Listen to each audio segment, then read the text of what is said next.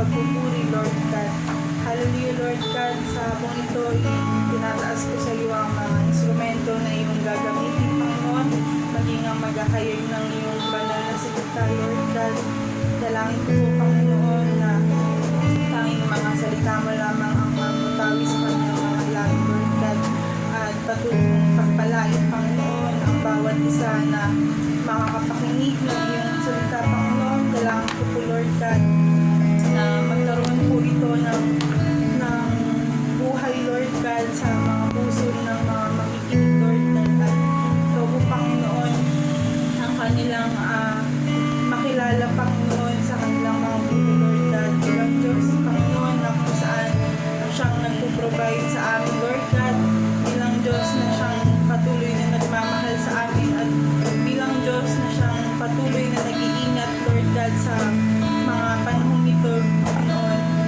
Salamat po, Panginoon, at Lord, dalangin ko po, Panginoon, na kahit saan man po, Lord God, makarating ang iyong mensahe, Panginoon, ay may mananatili po itong buhay, Lord God, sa mga taong siyang makapapakinig, Lord God. Salamat po, Lord God, at patuloy po namin ibinabalik sa inyo ang lahat ng kapurihan sa pangalan ni Jesus.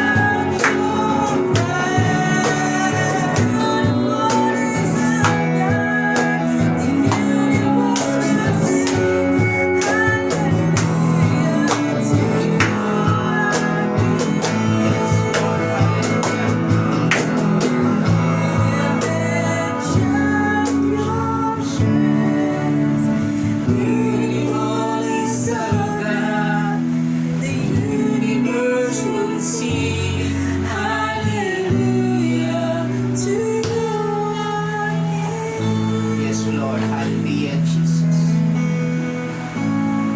Hallelujah, Jesus.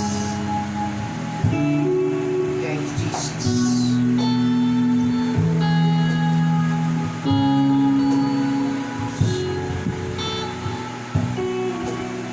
Yes, Lord.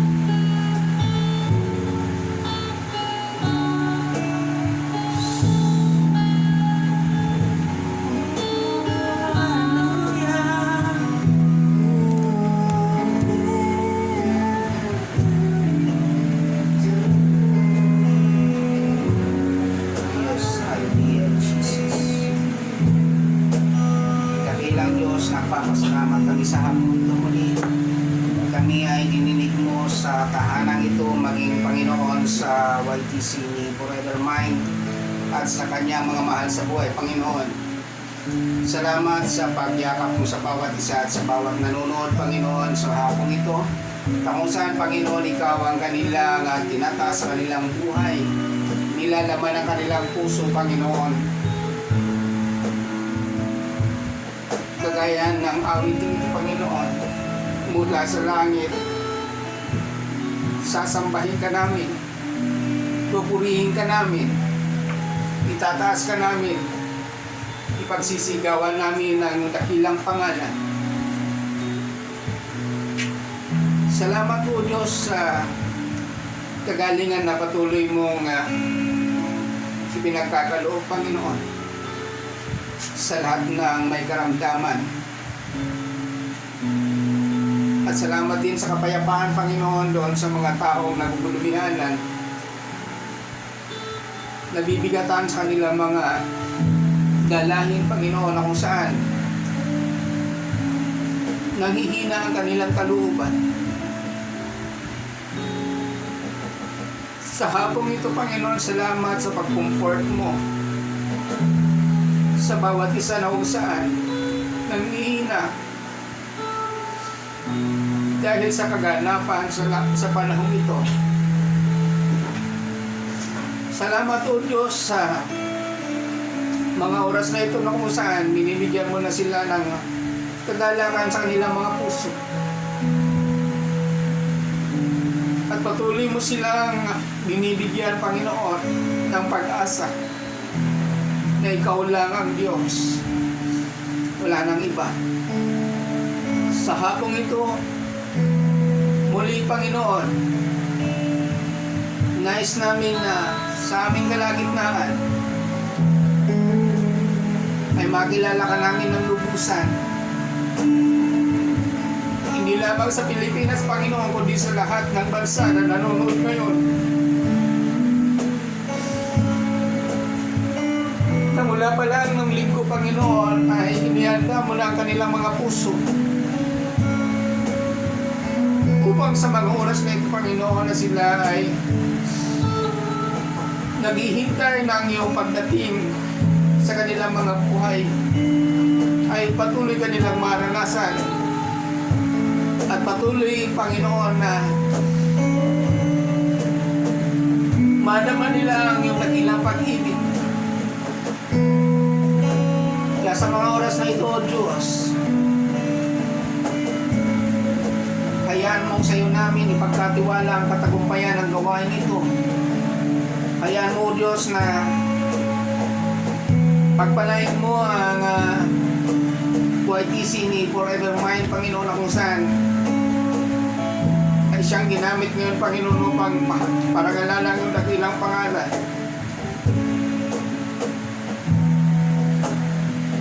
Salamat, Panginoon, sa biyaya na kung saan, Panginoon, Ikaw lang nakakaalam kung paano ito makakarating sa Kanya. Salamat sa lakas ng loob. Salamat sa pagpapala na kung saan, Panginoon, ay maiibsa ng Kanyang mga dalangin sa inaharap ng Kanyang buhay. Dakilang Diyos, sa hapong ito, hayaan mong saya sa iyo lang may balik ang pinakamataas na papuri, pagsamba at pasasalamat sa tanging pangalan ni Jesus. Lahat po tayo magsabi ng Amen. Praise the Lord. Hallelujah.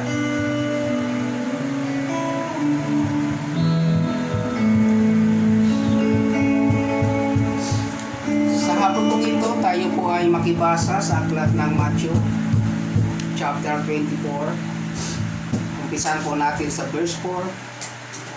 Sinabi niya po doon, Jesus answered, "Be on your guard and do not let anyone deceive you. Many men claiming to speak for me will come and say, I am the Messiah, and they will deceive many people. You are going to hear the noise of battle close by, and the news of battles far away, but do not be troubled. Such things must happen, but they do not mean that the end has gone." So, dito po ay makikita po natin sa ating pong pinag-aaralan na kung saan po ay, sabi niya doon ay mag-ingat, no? Mayroon pong malaking warning ang ating Panginoon na sinabi niya doon, mag-ingat kayo upang hindi kayo maligaw ninuman.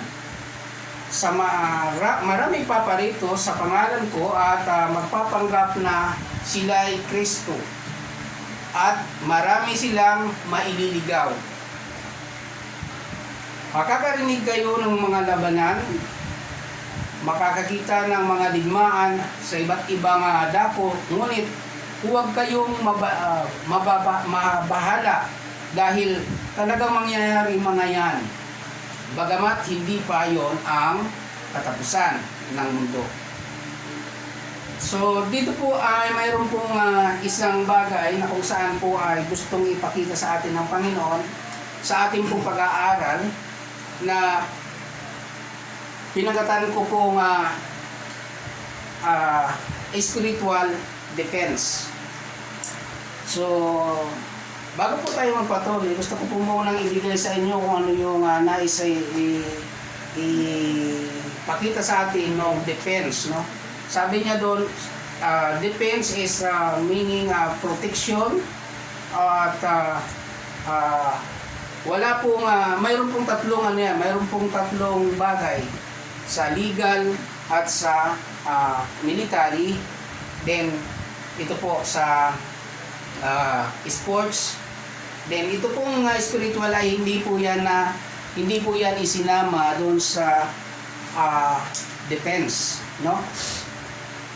Pero ngayon po pag-aaralan po natin na ito pala ay kailangan mapag-aralan to defense spiritual life, no?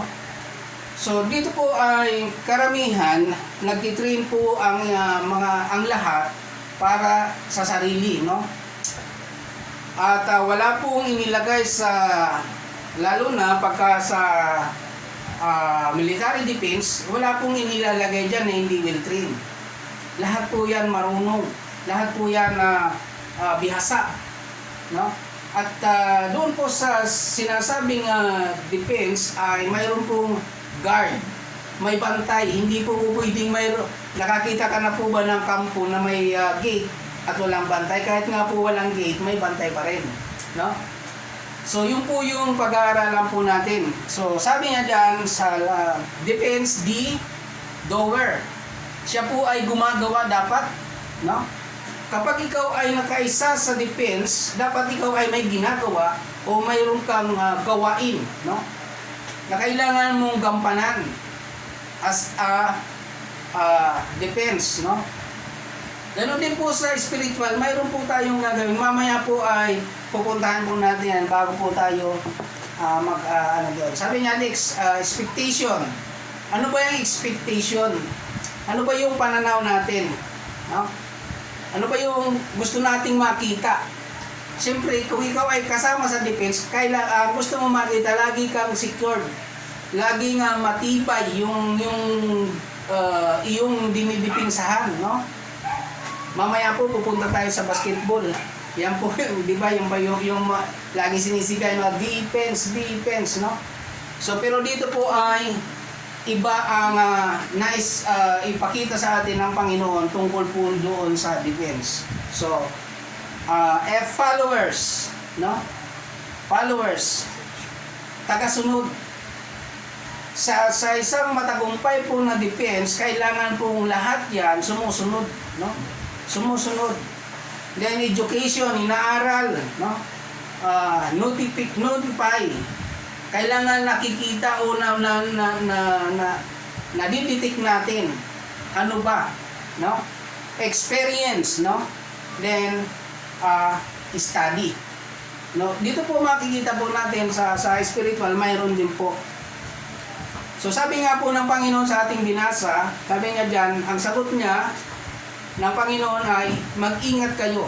Sabi niya diyan, be on your guard and do not let anyone deceive you. So dito po ay mayroon po siyang ipinapakita na maaring dumating. Sabi niya, may darating na mandaraya. No? Na sinasabi nga niya diyan sa verse 5, marami pa parito sa pangalan ko at magpapanggap na sila ay Kristo at marami silang maililigaw. So maaring itong salita ng Panginoon ay binibigyan tayo ng babala o warning para tayo po ay maging matibay doon po sa ating pagiging sa depensa ng ating espiritual, no? So kailangan po nating magkaroon ng discerning spirit. Then magkaroon po tayo ng masunuring espiritu para po makita natin kung paano natin didepensahan ang ating spiritual life. No? Sabi niya po sa verse 6, sabi niya diyan, makarinig kayo ng labanan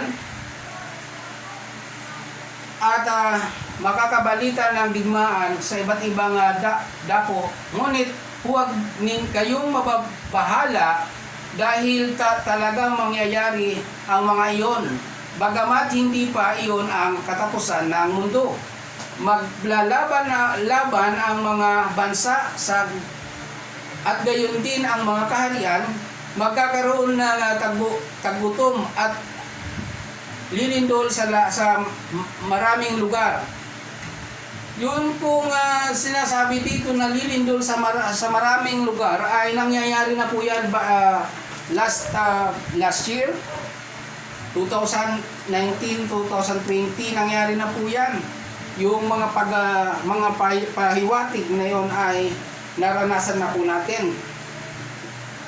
Sa verse 8 po sabi niya, ang lahat ng ito ay pasimula pa lamang ng mga paghihirap na tulad sa isang babaeng manganganak. So makikita po natin dyan na ni-recognize kung gaano kahirap yung daranasin natin sa pamamagitan ng babaeng na nanganganak, no?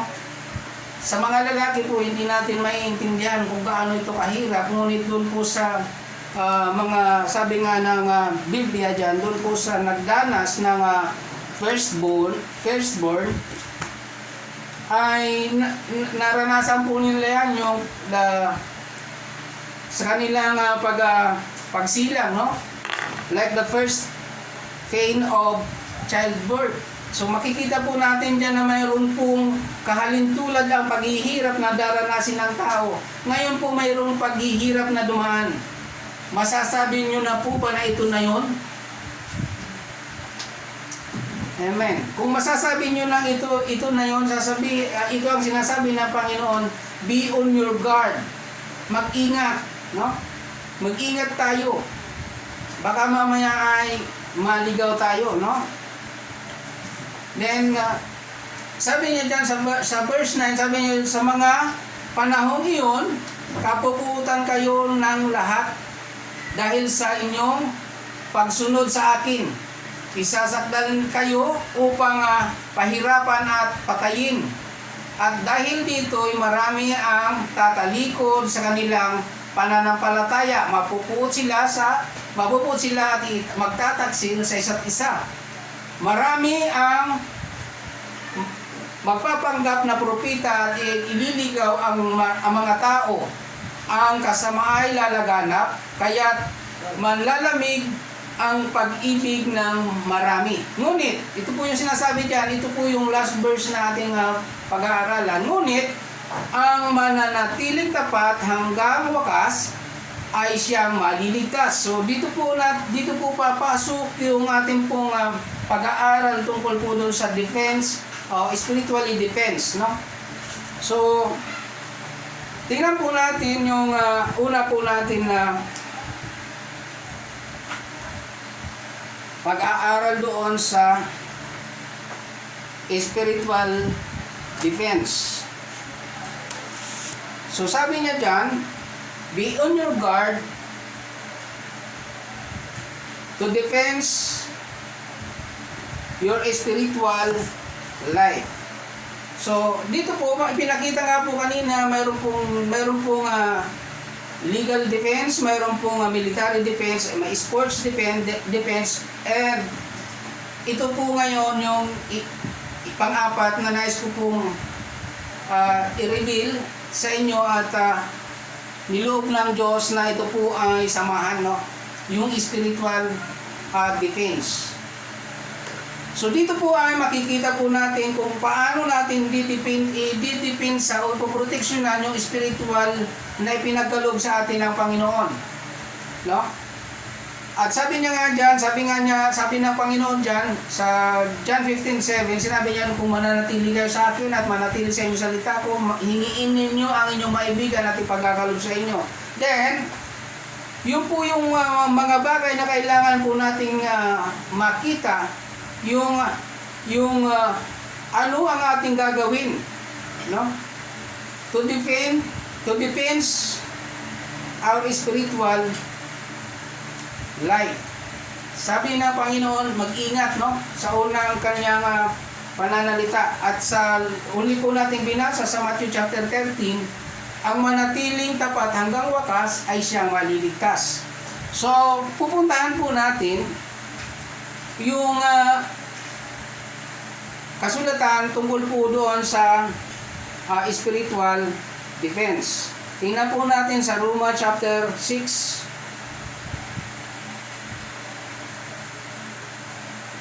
Yan.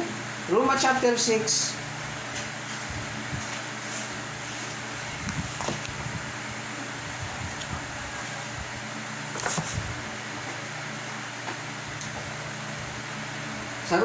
Sa Roma chapter 6 po, binanggit po diyan yung sa 23, yung kabayaran ng kasalanan ay kamatayan, no? At pag pinuntahan niyo po yung Ephesians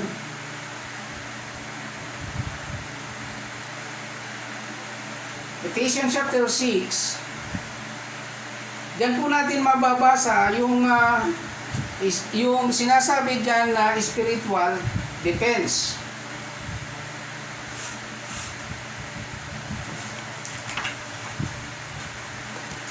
Yan. Sa verse 12, sinabi niya po doon, sa verse 12, sinabi niya, sapagkat hindi kayo makalalaban sa mga tao o hindi kayo nakikipaglaban sa mga tao, kundi sa mga pinuno, sa mga may kapangyarihan at sa mga tagapamahala ng kadilimang umiiral sa sanlibutan ito. Ang mga hukbong espiritual ng kasamaan ay nasa impapawid. So ito po yung naisipakita po sa atin na kung saan po ay mayroon pong spiritual battle. So kanina po yung ipinahayag ng Panginoon sa Matthew chapter 24, yung battle po na yun ay para sa tao. Pero po dito, pinapaunawa po sa atin ng kasulatan na spiritual battle, hindi po siya, sabi niya dyan, hindi tao ang kalaban natin, kundi ang kalaban natin yung mga umaangkin ng kapangyarihan, no? Yung mga katungkulan, no? Then, yung pong spiritual na kung saan po ay, sabi niya doon, hukbong espiritual ng kasamaan na sa impapawid, no?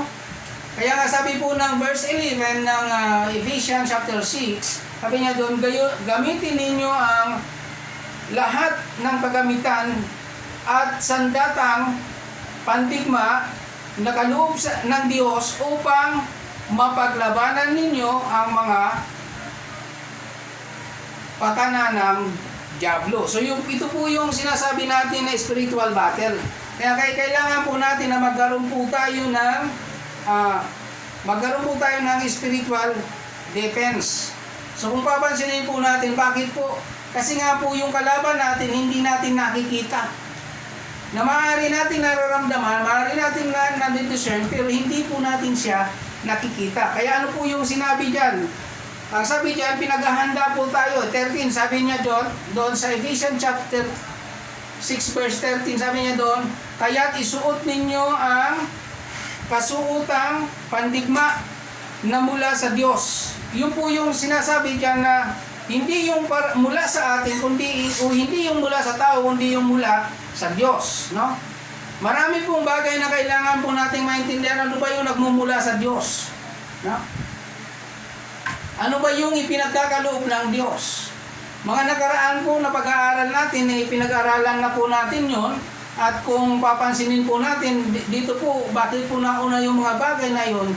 Sapagkat dito po, gagamitin na natin yon.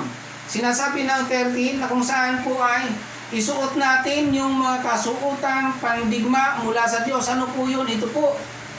Ipapaliwanag po yan sa atin. Kaya nga po, hinihingi ko po yung inyong mataman na pakikinig. At ito po yung nais ipakita po sa atin ng Panginoon na kailangan nating isabuhay. Kailangan nating ilagay sa ating sarili. Sabi niya dyan, sa gayon makalaban kayo kapag dumating ang masamang araw na sumalakay ang kaaway upang pagkatapos ng labanan ay matatag pa rin kayong nakatayo. So ito po yung bagay na kailangan makikita po natin. Kapag tayo po ay handa, tayo po ay nakapokus sa pinagkakaloob ng Diyos, kahit na po ano yung mga dumarating, ano yung mga pagsubok na dumarating, ano yung mga suliranin na pinagdadaanan natin, nakatayo pa rin tayong matatag. Bakit po? Nagtitiwala tayo sa Diyos. No? Kaya nga sabi po ng verse 14, kaya't maging handa kayo ibigkis sa inyong baywang ang sinturon ng katotohanan. No? Yun po yung isang sandata na kung kailangan po na nasa atin po. Na ano po yun? Yung katotohanan. No? At isuot sa dibdib ang baluti ng katuwiran. Magkasama po yung pagiging makatotoo at makatuwiran. No? Hindi po tayo naghahaka-haka lang, kundi kailangan po totoo. No? Kailangan po makatuwiran. No? Kaya nga sabi pa dyan sa 15, isuot ninyo ang sandalyas ng pagiging handa sa pangangaral ng mabuting balita sa kapayapaan. No? Ito po yung mga bagay na kailangan natin. No? Na kailangan nating ilagay po sa ating sarili na kahit hindi ka pastor, kung niloob ng Panginoon na kailangan mong ipahayag ang mabuting balita, kailangan nating gampanan dahil kasama po yan sa paglapit natin sa Panginoon at pagdadala ng kasuutan na pandigma spiritually. Kailangan po na mayroon tayong nasa ulo o nakaimbak sa ating isip at sa ating puso na salita ng Diyos, no? Kaya kailangan nating ilagay sa ating puso at isip ang salita ng Diyos. Dahil yun po, makikita po natin yan mamaya. Lagi ninyong gawing panangga. Ano yung gagawin nating panangga? Ang pananampalataya. So kaya nga kailangan nating buhayin, kailangan nating turuan, kailangan nating exercise na magkaroon po tayo ng malaking pananampalataya upang dumating man yung pagsubok, anumang ibato na kabalasahan ng kaaway, hindi tayo naapektuhan. Bakit po? Malaki ang iyong pananampalataya. Panangga po yun. No? So sinasabi niya dyan, na kapag dumating, sabi lagi ninyong gawin panangga ang pananampalataya na siyang papatay sa lahat ng nagliliyab na palaso ng kaaway. So mapapansin po natin na mayroon pong ipinapakita po sa atin na hindi tayo maigugupo ng lahat ng ibinabatong pagsubok sa atin ng kaaway kung tayo po ay may pananampalataya. Verse 17, sabi niyo dyan, isuot ninyo ang helmet ng kaligtasan. Ano po yun? Kay Kristo lang, sabi nga ng Gawa 4:12, kay Kristo lang matatagpuan. No? Kay Kristo lang matatagpuan ang kaligtasan, sapagkat sa silong ng langit, ang tanging pangalan niya lamang ang inilagay ng Diyos ay kaliligtas ng lahat ng tao, at gamitin ang tabak na ng Espiritu na walang iba kundi ang salita ng Diyos. Kaya nga po ito yun, na kailangan nating magbasa ng Biblia, magsaulo at isabuhay. No? Kailangan po nating tingnan kung ano yung direksyon na binibigay ng Diyos sa bawat isa sa atin, upang kahit na anong pagsubok ang dumating, tayo matatag na nakatayo pa rin. Amen po ba? 18, sabi yan, ang aklat na ito'y gawin ninyo na may, ang lahat ng ito'y gawin ninyo ng may panalangin at pagsamo. No? Manalangin kayo sa lahat ng pagkakataon. Sa patnubay ng Espiritu, lagi kayong maging handa at patuloy na ipanalangin ang lahat ng hinirang ng Diyos. So bakit po kailangan natin yun? Kailangan po natin gawin. Malamang po, kung ako po magtatanong at kayo ay sasagot at nang maririnig ko, sino po sa atin ang ang nananalangin ng 3 bisis sa isang araw?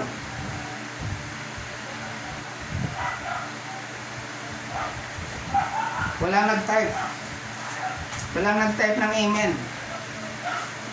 So, ibig sabihin po noon, kulang po tayo sa panalangin.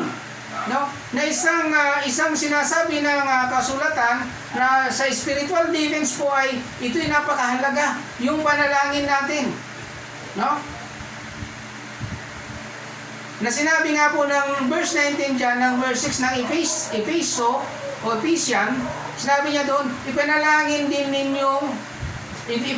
din ninyong ako'y pagkalooban ng wastong pananalita upang buong tapang kong may paliwanag o may pahayag ang hiwaga ng mabuting balitang ito. Kaya nga po ito po yung sinasabi dyan na kahit kami, nangangailangan din po kami ng panalangin ninyo. Ngunit kung sa isang araw hindi po kayo nakakapanalangin na 3 bisis o 1 bisis man lamang, ay napakahirap po noon.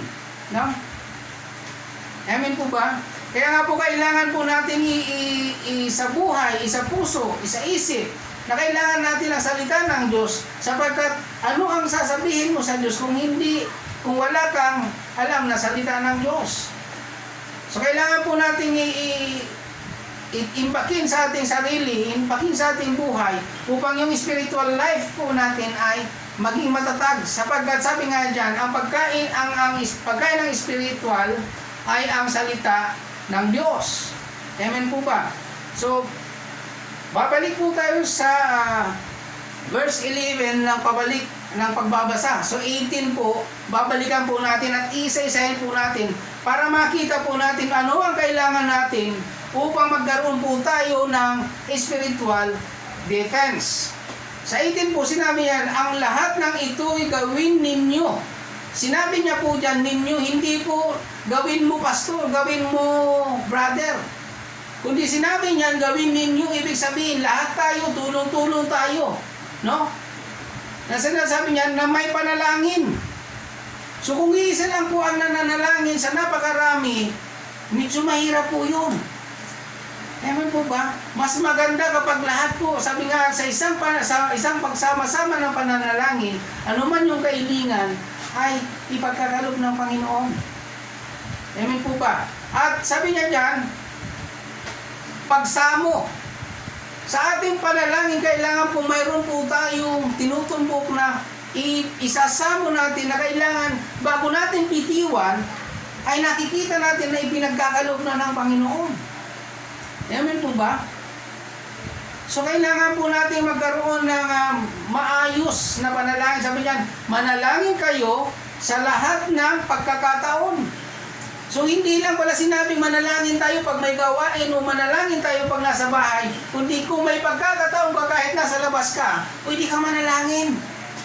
Hallelujah. So yun po pala yun.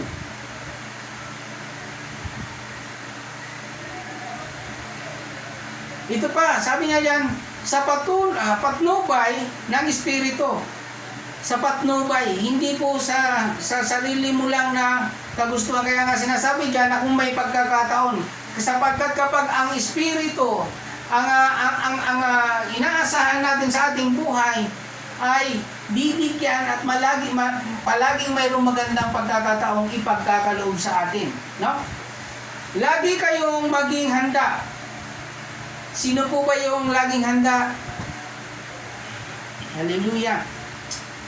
So, ayan, mayroon pong nagsabi, ako po isang bisis araw. Hallelujah. Sabi ng Panginoon, be on your guard. Maging handa kayo lagi. Mag-ingat.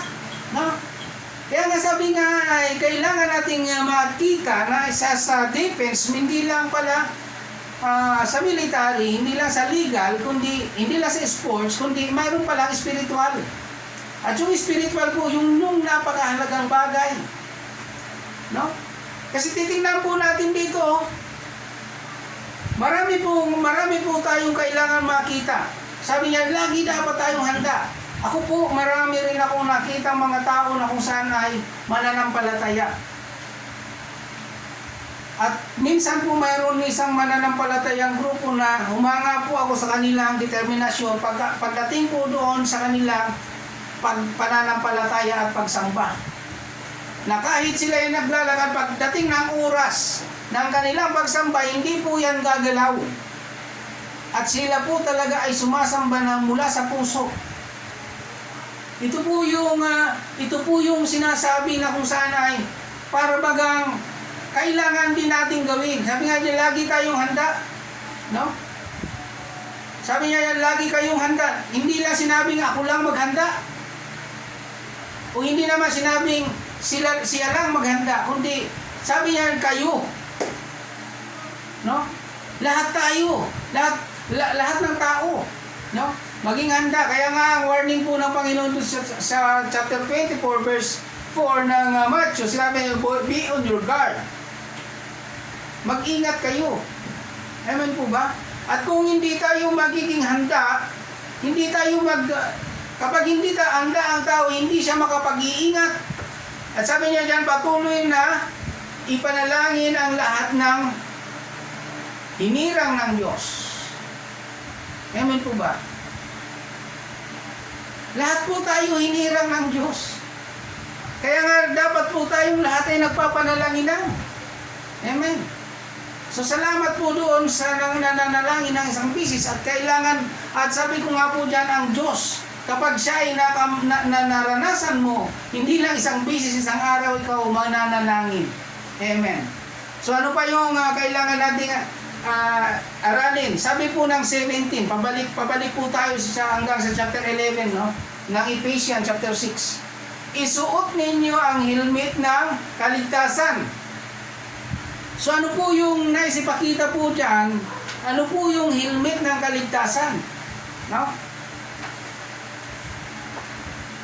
Sabi niya dyan, isuot ang helmet ng kaligtasan. So di ba pag nagmumotor, yun lang ang helmet. Dito pala mayroon din, no? At sa military mayroon din. No?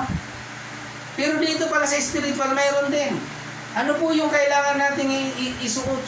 Yung pananampalataya na kung saan ay naniniwala tayo yung ating Panginoong Hesus ay namatay at muling nabuhay para sa kaligtasan nating lahat. Amen po ba? lagi nating alalahanin, lagi nating isaisip na mayroong isang Diyos na nagkaloob ng isang bugtong na anak upang ikaw at ako ay maligtas. No? Kailangan nating laging isaisip na mayroong tayong Panginoon na nag-alay ng kanyang buhay para sa ating lahat. No? At sabi niya diyan, at gamitin ang tabak na espiritual. Ano ba yung tabak na espiritual, Pastor? Ito po yung salita ng Diyos. Sabi nga po na, makikita nyo po yan sa Hebrew chapter 4. Makikita nyo po yan na sabi niya doon ay, ang salita mo ay, ang salita ng Diyos ay parang mas matalas pa sa isang magkabila ang talim. No? So dito po yan, makikita rin po natin na ito po yung sabi niya dyan, na sa ating paglaban kailangan kumplito po tayo. Sabi niya dyan, no? Gamitin ang tabak na espiritual na walang iba kundi ang salita ng Diyos. Doon po, makikita po rin natin yan doon sa Hebrew chapter 4 verse 12 na kung saan sinabi niya doon na ang salita mo'y mas matalas pa sa tabak na magkabila ay talim, no? Tumatagos, no?